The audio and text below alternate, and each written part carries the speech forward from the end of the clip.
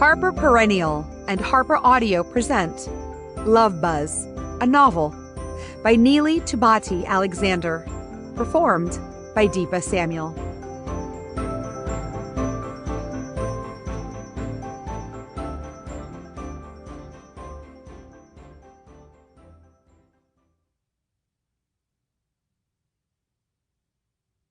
For all the girls who have held out for inconvenient love. Life is not merely a series of meaningless accidents or coincidences, but rather, it's a tapestry of events that culminate in an exquisite, sublime plan. Jeremy Piven as Dean Kansky, Serendipity. Part 1. In a room of many. 1. Mandatory attendance at a bachelorette party in New Orleans during Mardi Gras is a special kind of torture.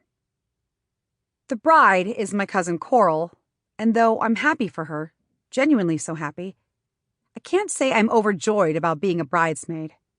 For one, Coral's new best friend and maid of honor, Melody, an attorney, seems to think we all possess the same blasé attitude she does when it comes to spending money. The truth is, despite saving almost 50% of my paycheck each month, I don't believe spending $400 on a chartreuse bridesmaid dress is at all reasonable. Chartreuse. The color of tennis balls and unhealthy mucus. But I can't say that. Because I don't want to ruin Coral's big day, especially when there already lies so much unsaid between us. And I certainly don't want the judgy lawyer look from Melody, the person who has replaced me as best friend. So, I bought the $400 dress and the $150 shoes.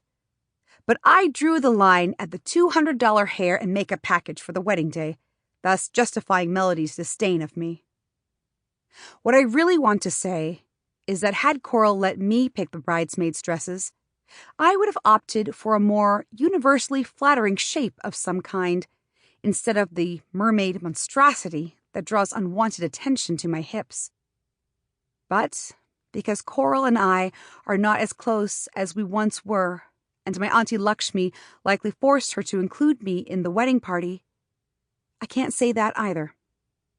Instead, I'm drinking and laughing and playing games like Dick Pick Bingo, a Melody contribution to the fun, while pretending this trip isn't thieving from my hard-earned savings. I make a mental note to delete all the penis pics from my phone before I land back home tomorrow. But at least it's the last night. I've navigated my way through 4 days and nights of weather extremes, freezing in the morning, sweltering by mid-afternoon. I've endured the stench of mold and spilled liquor that makes me wonder if I'll still detect this city on me long after I've left. And there's been more alcohol consumption than I've had over the last year. I've already researched effective detox strategies for when I get home. There has been some good, though. I've had the opportunity to take in the French Quarter during Mardi Gras, and though the constant crowds have spotlighted how much I value personal space, this place is alive with history, excitement, and culture. I'm particularly drawn to the mysticism and folklore, stopping to admire each voodoo shop we've passed. In these sparse moments, the decaying smell of the city floats around me like a perfectly placed prop. This part has me enamored. This and the beignets. But I'm not here on a lazy vacation where I can wander the streets and peruse the shops for hours. I can't consume slices of king cake while leisurely sipping café au lait. And I can't stand on the street corner to watch the parade floats drift by, admiring their detail and scale against the backdrop of riotous live horns. Nope.